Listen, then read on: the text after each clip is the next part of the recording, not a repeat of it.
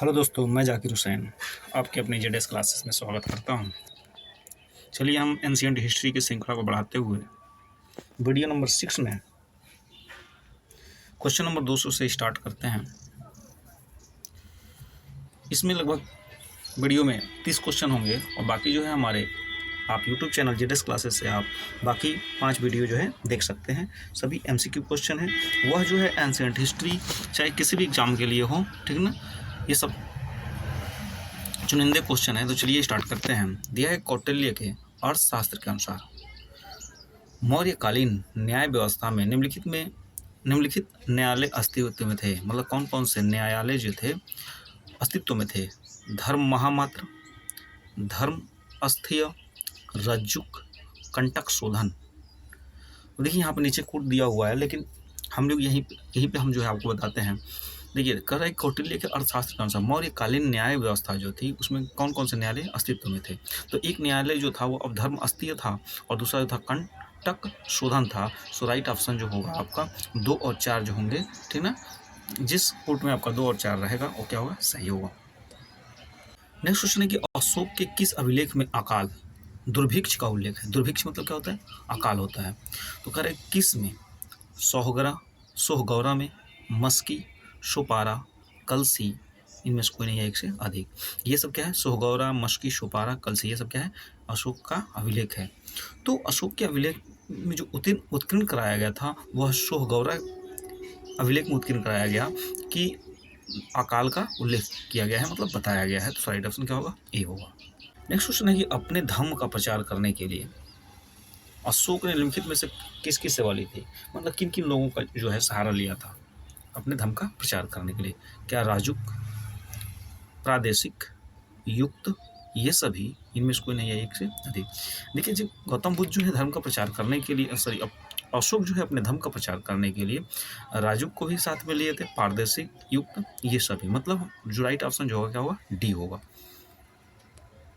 Next question है कि प्रसिद्ध ग्रंथ मुद्रा राक्षस के लेखक कौन है? विशाखादत्त, कालिदास, शूद्रक, राजशेखर, इनमें से कोई नहीं है एक से अधिक। देखिए करें कि मुद्रा राक्षस, तो मुद्रा राक्षस की जो प्रसिद्ध लेखक हैं वह है हमारे कौन? विशाखादत्त। कौन है? विशाखादत्त।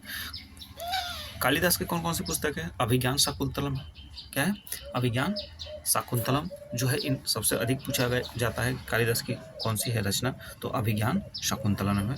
तो राइट ऑप्शन जो है क्या होगा इसका? 204 का ए होगा। नेक्स्ट क्वेश्चन है कौटिल्य के अर्थशास्त्र में किस पहलू पर प्रकाश डाला गया? मतलब कौटिल्य जो है अपने कौटिल्य चाणक्य, ठीक है, तो जो चाणक्य का अर्थशास्त्र है या कौटिल्य का अर्थशास्त्र है उन्होंने किस पहलू पर प्रकाश डाला? आर्थिक जीवन पे, राजनीतिक जीवन पे, सामाजिक जीवन पे, धार्मिक जीवन पे, इनमें से कोई नहीं है एक से अधिक। तो कौटिल्य ने जो अपनी पुस्तक अर्थशास्त्र लिखा उस पर जो है राजनीतिक नीतियों पर क्या किया है? प्रकाश डाला है। राजनीतिक नीतियों के बारे में क्या किया? वर्णन किए। नेक्स्ट क्वेश्चन है पाटलिपुत्र को किस शासक ने सर्वप्रथम अपनी राजधानी बनाई? पाटलिपुत्र को किस शासक ने सबसे पहले राजधानी बनाया था? चंद्रगुप्त मौर्य थे, अशोक महान थे, चंद्रगुप्त विक्रमादित्य, कनिष्क, इनमें से कोई नहीं है एक से अधिक। देखिए पाटलिपुत्र को सबसे पहले राजधानी बनाने वाले जो थे वह थे चंद्रगुप्त मौर्य। राइट ऑप्शन क्या होगा? ए होगा।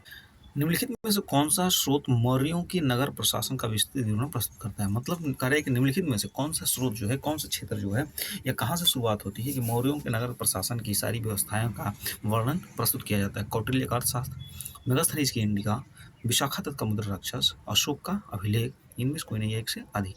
देखिए यहाँ पर कह रहा है कि क्योंकि कौटिल्य का जो अर्थशास्त्र है वो राजनीति के बारे में बताता है, लेकिन कह रहे कि पूरे मौर्य नगर के प्रशासन के बारे में कौन जानकारी देता है? तो वह है मेगास्थनीज की क्या? इंडिका पुस्तक। मेगास्थनीज ने अपनी इंडिका पुस्तक में लिखा, ठीक ना, मौर्य के बारे में सारी घटनाओं के बारे में लिखा, सारी विवरण जो है प्रस्तुत करता है। नेक्स्ट क्वेश्चन कि जिसके ग्रंथ में चंद्रगुप्त मौर्य का विशिष्ट रूप से वर्णन हुआ हुआ है, जिसके ग्रंथ में चंद्रगुप्त मौर्य का विशिष्ट रूप से वर्णन किया गया है वो कौन है? बताएंगे वो कौन है? भास, शूद्रक, विशाखादत्त, अश्वघोष, या इनमें से कोई नहीं है एक से अधिक। देखिए चंद्रगुप्त मौर्य की बात चल रही है तो चंद्रगुप्त मौर्य का विशिष्ट रूप से वर्णन जो हुआ वह किस में हुआ? विशाखादत्त में। किस में हुआ? विशाखादत्त में, ठीक है, राइट ऑप्शन सी होगा। नेक्स्ट क्वेश्चन है कि जो कौटिल्य यह चाणक्य किस सम्राट का प्रधानमंत्री था, किस सम्राट का पीएम था, किस सम्राट का जो था नेतृत्व कर रहा था? क्या चंद्रगुप्त मौर्य का, विक्रमादित्य का, समुद्रगुप्त, हर्ष? इनमें से कोई नहीं है, एक से अधिक। बात कर रही है चाणक्य या कौटिल्य की, तो चाणक्य या कौटिल्य का जो पीएम थे, प्रधानमंत्री थे, वह थे सॉरी कौटिल्य तो चाणक्य प्रधानमंत्री जो थे वह थे आपके चंद्रगुप्त मौर्य के। किसके? चंद्रगुप्त मौर्य के। राइट ऑप्शन जो होगा ए होगा। नेक्स्ट क्वेश्चन है कि अर्थशास्त्र नामक पुस्तक का लेखक कौन था? बाणभट्ट, कौटिल्य, कल्हड़, विशाखादत्त? इनमें से कोई नहीं। कल्हड़ की एक पुस्तक है, क्या है? राजत रंगड़ी, ठीक ना। तो ये देखो Kautilya. Right option B. Next question है किस अभिलेख से यह साबित होता है, यह प्रमाण मिलता है, यह जो है प्रूफ हो जाता है कि चंद्रगुप्त का प्रभाव पश्चिमी भारत तक फैला हुआ था? पश्चिमी भारत तक फैला हुआ था।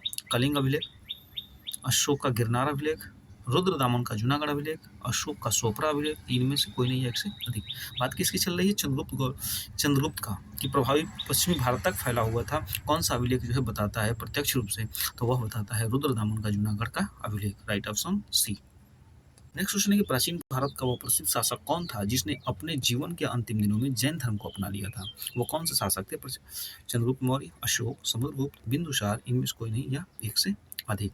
तो वह थे कौन? Chandragupta Maurya. Right option A होगा।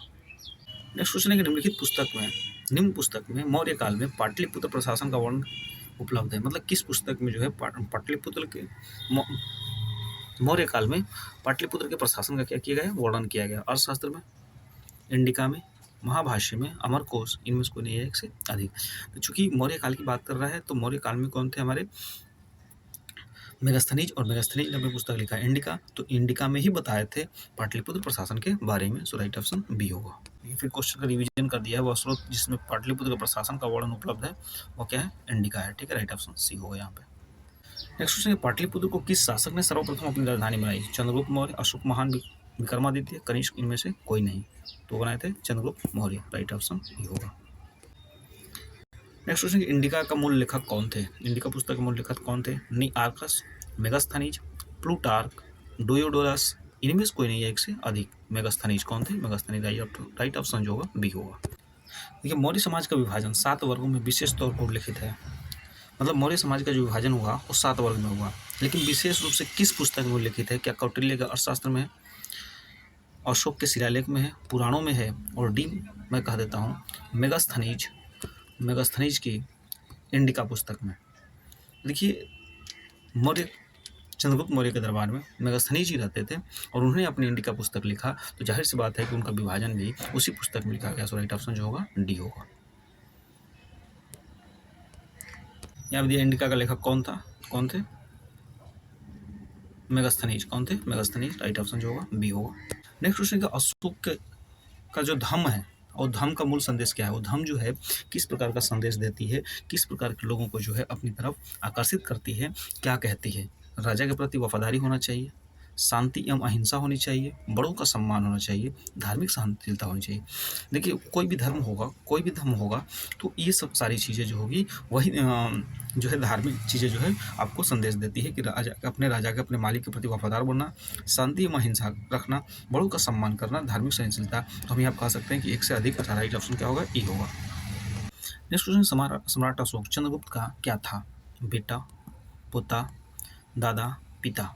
इनमें से कोई नहीं, एक से अधिक। देखिए सम्राट अशोक जो था वो चंद्रगुप्त का क्या था? लगता था पोता लगता था। आप कमेंट करके बताएंगे कि सम्राट अशोक जो है किसका पुत्र था? निम्नलिखित में से कौन मौर्य शासक जैन था? मतलब जैनिज्म था? कुणाल, संप्रति, दशरथ, जालौक? इनमें से कोई नहीं, एक से अधिक। देखिए जो संप्रति थे वो क्या थे? मौर्य शासक थे और जैन थे, ठीक है। राइट ऑप्शन बी होगा। नेक्स्ट क्वेश्चन, निम्नलिखित में से किसके प्रयास से बौद्ध एक विश्व लेवल पर, पूरे ग्लोबल लेवल पर धार्मिक धर्म बन गया? बिंदुसार की वजह से, अशोक, कनिष्क, हर्ष? इनमें से कोई नहीं है, एक से अधिक। देखिए तो अशोक के बहुत ही अथक प्रयास करने से और अशोक के इस धर्म से जुड़ने से, ठीक ना, बौद्ध धर्म जो था एक ग्लोबल धर्म बन गया, मतलब वैश्विक धर्म बन गया। सो राइट ऑप्शन जो होगा वह बी होगा। नेक्स्ट क्वेश्चन है कि निम्नलिखित में से किसने मेगास्थनीज की इंडिका को संदर्भित किया था? ससंदर्भित मतलब उसकी व्याख्या किया था, बताया था। क्या वह पिलनी थे, स्ट्रैबो थे, डायोडोरस थे, एरियन थे, इनमें से कोई नहीं, एक से अधिक। बात चल रही है मेगास्थनीज की पुस्तक इंडिका को किसने संदर्भित किया था? तो संदर्भित करने वाले जो थे वह थे पिलनी। कौन थे? Pilani. Right option A. Next question दे रखा है कि मौर्य समाज के पतन विनाश के लिए ब्राह्मण प्रतिक्रियावाद उत्तरदायी था। मतलब मौर्य समाज का जब पतन हुआ तो उसके लिए प्रतिक्रियावाद कौन था? ठीक ना, ब्राह्मण था। तो इस बात को किसने कहा?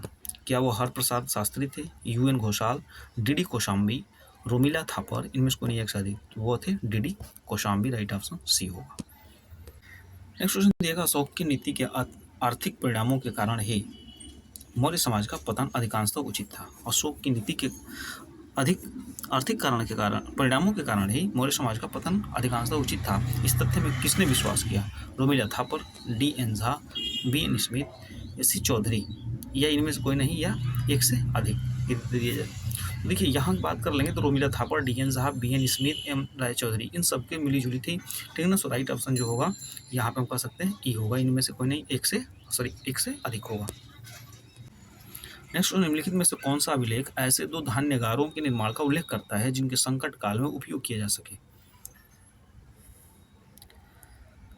निम्नलिखित में से कौन सा अभिलेख, मतलब कौन सा ऐसा अभिलेख है जो धान्यगारों के निर्माण का उल्लेख करता है जिसका संकट काल में उपयोग किया जा सके? मधुबन ताम्रपत्र, सोहगौरा ताम्रपत्र, पूना ताम्रपत्र, दामोदर ताम्रपत्र। इसमें होगा सोहगौरा ताम्रपत्र। राइट ऑप्शन बी होगा। नेक्स्ट क्वेश्चन है कि अर्थशास्त्र के अनुसार सीता भूमि का अभिप्राय किससे है? सीता भूमि का अभिप्राय किससे है? न जोती जाने वाली अनुपयोगी भूमि, ब्राह्मणों के स्वामित्व वाली भूमि, जनजाति के द्वारा जोती जाने वाली भूमि, वनीय भूमि, इनमें से कोई नहीं, एक से अधिक। बात चल रही है अर्थशास्त्र के अनुसार सीता भूमि की। तो सीता भूमि का अभिप्राय क्या है? न जोती जाने वाली अनुपयोगी भूमि, या ब्राह्मणों के स्वामित्व, मतलब जिसका मालिक कौन थे? ब्राह्मण थे, ऐसी भूमि, या ऐसी भूमि जो जनजाति के द्वारा जोती जाती थी, या ये जो घर है वनीय भूमि, या इसके अधिक। देखिए जनजातियों वाली जो जोती जाने वाली भूमि थी उसी को हम क्या कहते थे? सीता कहते थे, सीता भूमि कहते थे। राइट ऑप्शन जो होगा सी होगा।